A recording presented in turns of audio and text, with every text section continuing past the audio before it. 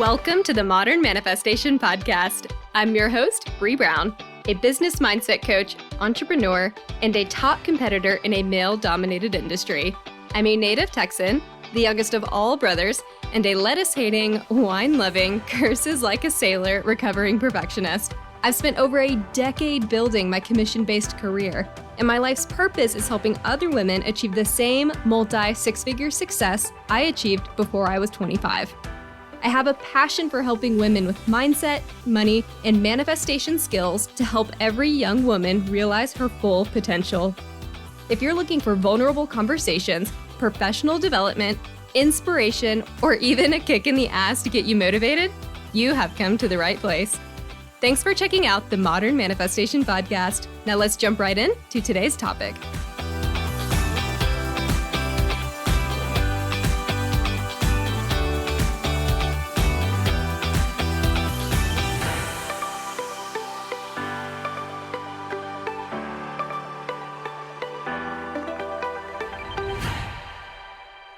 Hello, everyone, and welcome back to the Modern Manifestation Podcast.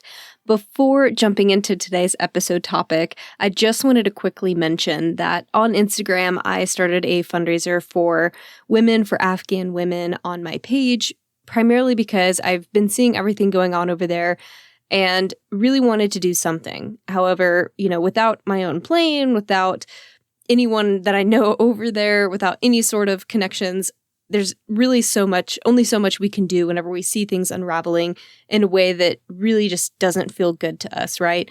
So I wanted to take the opportunity and start that fundraiser. So if you feel called to, or if you've been wondering about what you can do to help some of the women and children that are over in Afghanistan, if you go to my Instagram page at Modern Manifestation, you will see where the link is so that you can donate to Women for Afghan Women. And if that one doesn't speak to you, I also created a post where I mention a few other nonprofits that are also doing what they can to help people over there.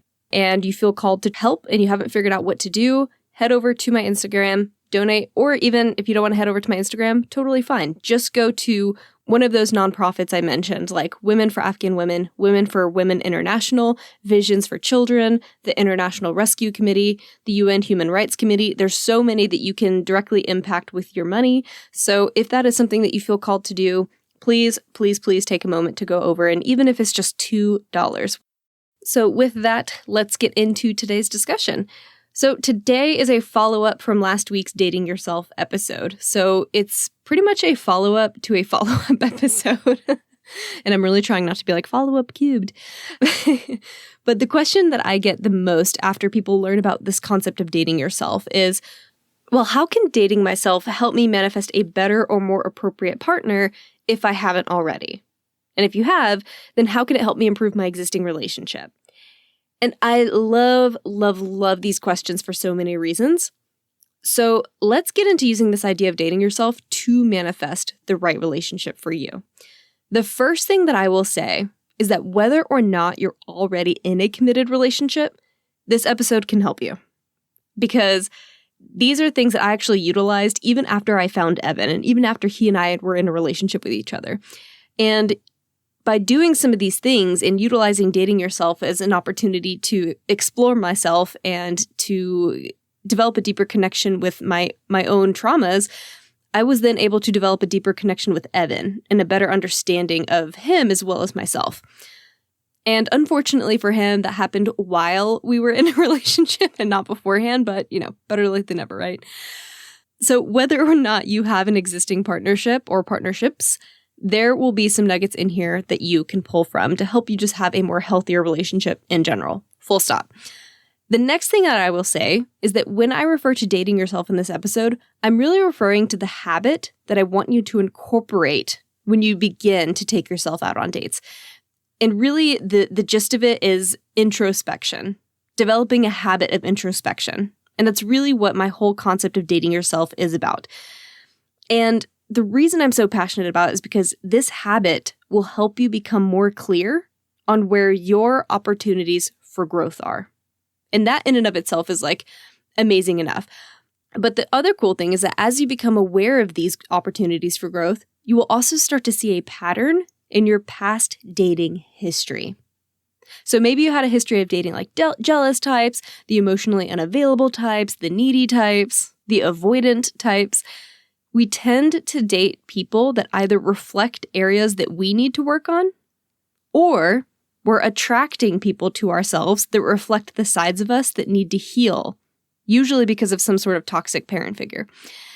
And by the way, if that last part really resonated with you, I highly recommend you follow the Holistic Psychologist on Instagram. I can't remember her exact tag, but I'm pretty sure if you just look up Holistic Psychologist or Dr. Nicole LePera, you will definitely find her.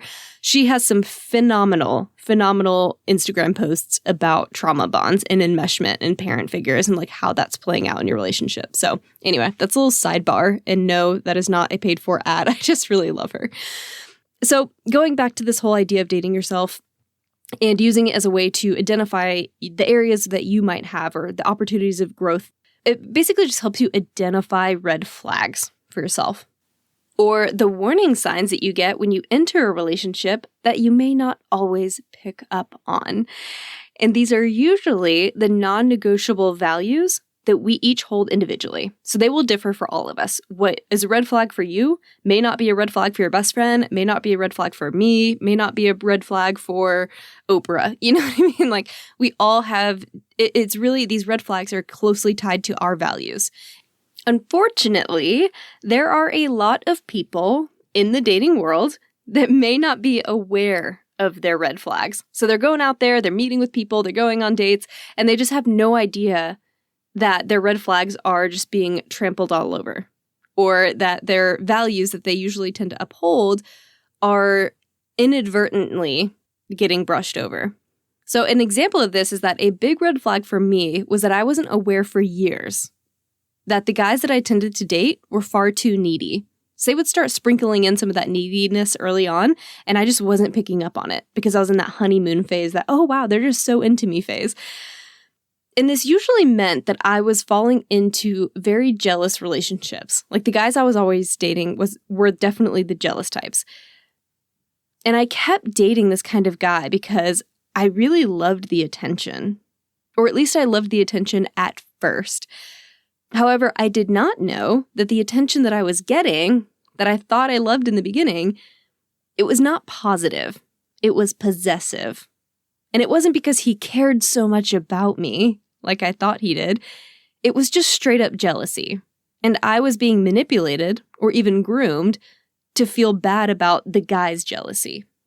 So as it started creeping up in our relationship, I started shaming myself and saying, oh my gosh, why am I so mad that he loves me so much? Or that he gives me so much attention? I should be appreciative because he's already feeding me that narrative. So you can start to see where if your red flags begin to get trampled over, or if you don't know what they are, then 6 months later, you can find yourself in a relationship wondering how you got there or how you allowed so many of your values to be compromised. Because it sneaks up on you. It's not like first date, they're going to be like, by the way, I'm super jealous and I'm going to make sure that you never have guy friends that you get to see, or I'm going to make sure that you always know how much I care about you and that's why I'm being jealous. Like, they're not going to come out on the first date and say any of that. It's just like little things here and there that you need to know to pick up on. And the only way that you can know to pick up on those things is having absolute clarity about what your red flags are. And so many of us haven't even sat down for a moment to identify those. And that's why I'm so passionate about this introspection topic that comes from dating yourself, because it allows you to do this. It allows you to step back and analyze these things so that you can break your patterns. Additionally, these red flags also tend to point out to us what we need to work on. Because it turns out, in my example, I was actually also a needy, jealous person, because that's what I observed in my parents. So of course, I saw this as a positive trait in others. And I kept dating guys with this tendency and wondering why, for the life of me, I couldn't seem to find a decent guy. It's because I wasn't able to see the red flags in them because they were the same red flags that were present in me. And so being able to have that clarity and stepping out of this pattern and realizing, what are my flaws here? And how is that showing up in the relationships and the people I'm attracting to myself? So observing our past relationships and our own flaws can help us make change. And for most people, if you're in the dating world and the people you've dated haven't worked out, it might be that you need to have some sort of pattern change. So use this as an opportunity to figure out, Where are my opportunities for growth here? So that's the first thing dating yourself helps you accomplish. Recognizing patterns that haven't served you so that you can avoid falling for the same toxic people over and over again. The second thing that dating yourself does is it helps you become the type of person you want to attract. So as you work on yourself through personal development and self-growth things, you begin to heal the parts of you that no longer serve you. And this helps you raise your vibration. And as you raise this vibration, you are then able to attract a new type of partner, a healthier partner. Because we have to be a vibrational match for the type of person we want to manifest. So a healthier and more conscious version of us will attract healthier partners. So we have to get ourselves there first in order to be able to attract that type of partner. And if you're tuning in, you're probably the type of person that wants to grow anyway. So you're all about this. You're on the right path. Dating yourself, or this level of introspection that I'm talking about, will allow you to attract a partner that connects with the version of us that is growing and changing instead of the person who matches the vibration of our trauma. I'm going to say that one again in case you're driving and can't rewind it. Introspection allows you to attract a partner that connects with the version of you that is growing and changing instead of the person who matches the vibration of your trauma or your past trauma. So questions you can ask yourself during this dating yourself process might be, am I aligned with a healthier and more positive relationship?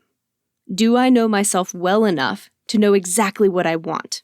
Can I recognize my red flags? What are they? Do I enjoy making time for myself? Do I enjoy my own company? What am I seeking when I am alone?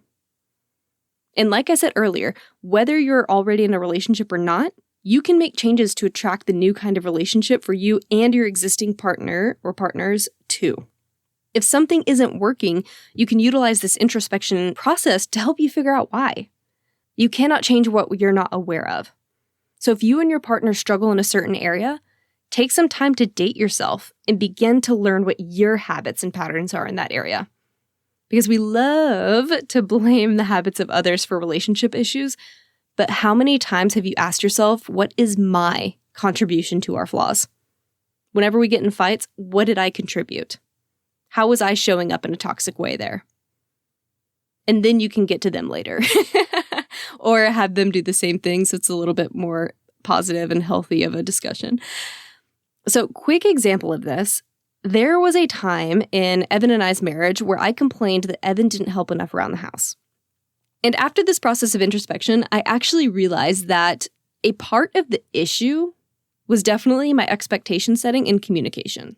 He did help, he just couldn't read my mind. He didn't do the exact things that I wanted him to do exactly when I wanted them done. So that was like the first part of it.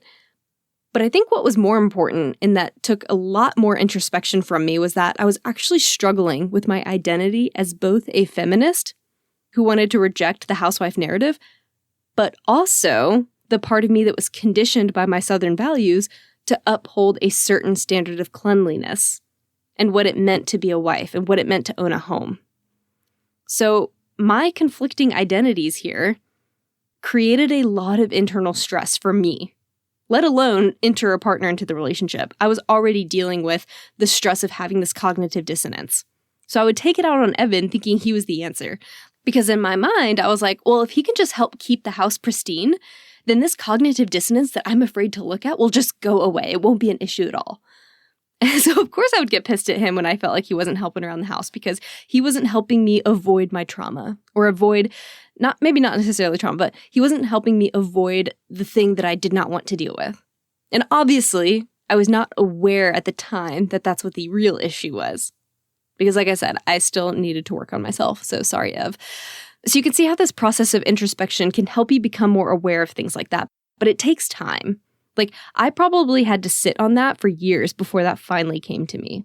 This isn't like an over-the-night process, right?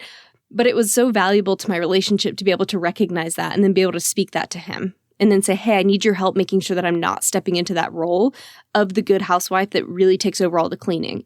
Instead, I want to be the partner that communicates what I need help with, and then I need you to meet me there. And I need you to be the partner that goes ahead and does things without my asking, so that way we're meeting somewhere in the middle. So step into this introspection process with an analytical and non-emotional mind, because you're not looking to place blame anywhere, okay? You're looking for opportunities for growth and positive change, either within yourself, within past relationships, or within your current relationship.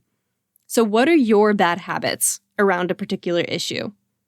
And once you're aware of that, what changes can you begin to make to change the way you're showing up in your relationship, or the way you've shown up in past relationships? Because we often think that our relationship problems are something our partners aren't doing, but it's often a co-created situation. In fact, I would say 99.9% of the time, it is a co-created situation. Maybe it's some sort of belief that's held, expectations going unmet, communication that's not being had, feelings of shame, disappointment in ourselves. The list is endless. We're human beings with our own separate traumas, and we experienced a lot of this prior to our relationship with another person. So we have to respect the fact that both of us are coming into this partnership with baggage. And both of us are going to be responding to things not always in the healthiest of ways, but recognizing why you're showing up a certain way is critical. So the short version of all of this, if I just wanted this episode to be 2 minutes long, is that dating yourself is helpful for cultivating healthier relationships because it encourages you to love yourself more. And I attended a conference a couple of weeks ago, and there was a relationship expert there that said something that really, really resonated with me. And what he said was that being in love has nothing to do with another person. Being in love is a state of being. And I sat there with that, and I was like, wow, where was this guy in my younger years? I needed to hear that. Because I felt like this wisdom could have empowered me to leave a few relationships earlier than I did. Because I think I was more so in love with the idea of being in love than I was with that other person, not realizing that I had it within me. And it had nothing to do with that person that I was with. I could always go back to it. So following this line of thought, it makes sense that someone else can help you get to a state of love, but you don't lose that love when you leave a relationship. It stays within you, and you can cultivate it again and again within yourself, or even with another person if you want to. But when people go through breakups, we often tend to grieve the feeling of love just as much as we grieve the loss of the person. But if you knew at the time that love only came from within, could it have been easier to leave a relationship that wasn't serving you? Or better yet, can you feel that love for yourself so that you always have it with you? So that this feeling isn't a factor in whether or not you leave a toxic relationship. And from a psychology perspective, interdependency is one of the healthiest relationship patterns or styles. And it's basically defined as the ability to remain independent of your partner or partners in a relationship so that you do not become enmeshed in their lives while losing sight of your own, which is really what happens in a codependent relationship, if you're looking for contrast. Or said differently, interdependence is having love for yourself and sharing that with another. Whereas codependency is allowing someone else to create that love within you and then losing it when they're no longer around. Having love for someone else is okay, but having love for ourselves is great, and that can prevent codependency. Only we are responsible for how much love we're willing to give ourselves, and you will attract someone who loves you for you when you learn to love you first. Love comes from within, not from someone else. They don't bring love to us. They cultivate it within us, but it's always there. And with that, here's a really unpopular opinion. While you might be in a relationship, you are still alone. You're always alone. Doesn't mean you're lonely, but you're always alone. You'll never become a part of someone else. But sometimes we try to, and that's what happens with enmeshment. You can share yourself with someone and be in a partnership, but you're still a singular being. And honoring that part of you and respecting that part of you is what dating yourself is all about. That way, when you break up with someone or lose someone, you're still whole. You're not this broken version of yourself. So take comfort in that. They allowed you to experience love, but you are love itself. And what an empowering view that is in order to prevent some enmeshment and toxicity within relationships. If my 18-year-old self had known that, I wonder if I would have made any different decisions. And the last thing I'll say is that when I talk about interdependence and being alone within a relationship, some people will say something like, oh, but I couldn't live without my partner, or love for my partner is like a drug. And my personal opinion is that that sort of statement is fine if you want a relationship that doesn't have clear boundaries or that is susceptible to unhealthy dynamics. But I believe that when you're with the right person, it doesn't feel like a drug. Instead, it feels like home. It's not toxic, chaotic, addictive. It doesn't make you crazy. When you're in love with the right person, I feel like it's safe, comfortable, calm, predictable. There aren't massive swings of emotion. It's a relationship by choice, not because of some perceived soul obligation. And I feel so strongly about this because I was the woman who used to say that love is a drug. Like, I really believed that because I had so many guys that made me feel that way. That addictive toxicity, the unhealthy high from it all. And I used to believe that relationships should have these extreme ups and downs in order to be passionate. Like, passionate was going from arguing to making up and having great sex. Like, that's what I thought passion was. So I used to actually mistake this lack of huge mood swings with Evan as a lack of passion.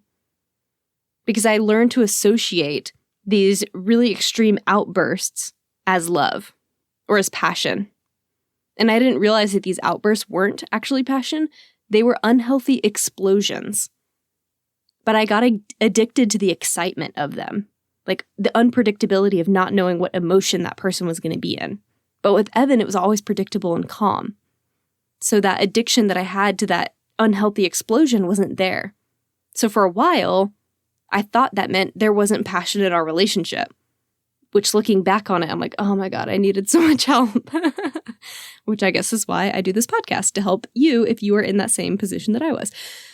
And it actually took me traveling to Europe alone and having a relationship abroad that made me realize that I was addicted to chaos, that I found this negative pattern exciting. And that's when I finally realized why I'd fallen victim to that abusive relationship years before. And yes, I did just drop a bomb on y'all about my relationship abroad because you're probably like, wait, what? You were still with Evan. And you're both right and wrong at the same time. But that is a story for another podcast and one that I'm just not quite ready to share yet. Eventually, I will get into that with you guys. So I hope this episode gave you some perspective for either yourself or for someone else. And if it did, it would mean the world to me if you'd rate my show and leave a review in iTunes or Spotify or iHeartRadio or wherever you tune in. Because I, and also my podcast platforms, consider these reviews and these ratings as basically a form of currency for me. So if you find value in my show, please show me some love and let me know. Thank y'all so much for hanging out with me today. Have a fantastic rest of your week, and I will catch y'all next Monday. Until then, go out there and manifest some miracles. Thank y'all so much for hanging out with me today. If you enjoyed this podcast, hit subscribe so you can stay up to date with new episodes. As always, we would love it if you would share this episode with friends and family who could use the inspiration. As a new podcast show, we would really appreciate your honest feedback so I know what you like and what you could use more of. As a thank you for leaving us a rating, we will send you our 7 weekly tips to create space for abundance. Make sure you screenshot your review and email it to us at hello@themodernmanifestation.com so we can send them straight to your inbox. If you'd like to stay connected, you can find us on Instagram or Facebook at Modern Manifestation, or you can head to our website at themodernmanifestation.com. Thanks again for joining me, and I will catch y'all in the next episode.